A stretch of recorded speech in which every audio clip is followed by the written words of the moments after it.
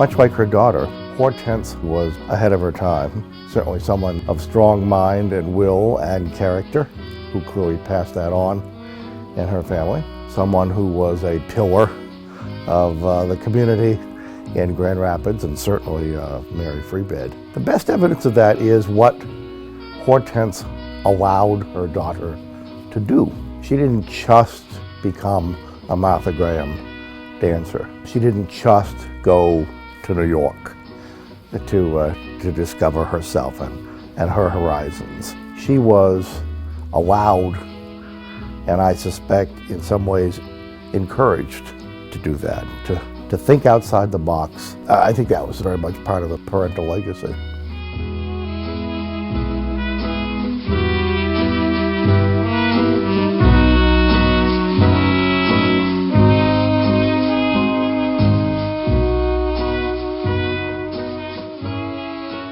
When it comes to certainly the issue of cancer and women, American history is divided into two periods, before Betty Ford and after Betty Ford.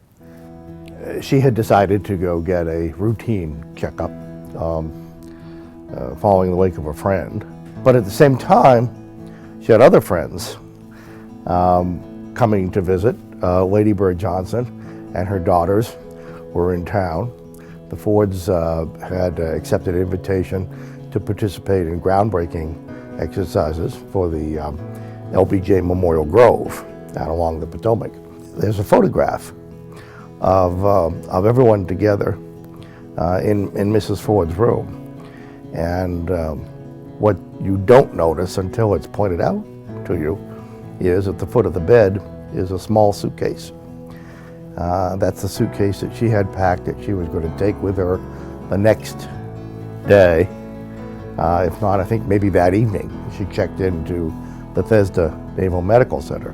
Betty Ford, being Betty Ford and being Hortense's daughter, seems never to have contemplated anything other than public openness. While she was still in the hospital, she heard news reports about the reaction to her surgery and the fact that it had already inspired countless women all over America to follow in her footsteps, to get checkups.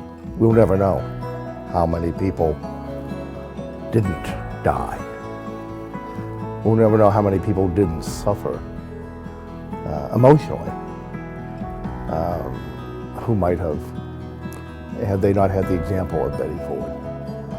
And that's quite a legacy.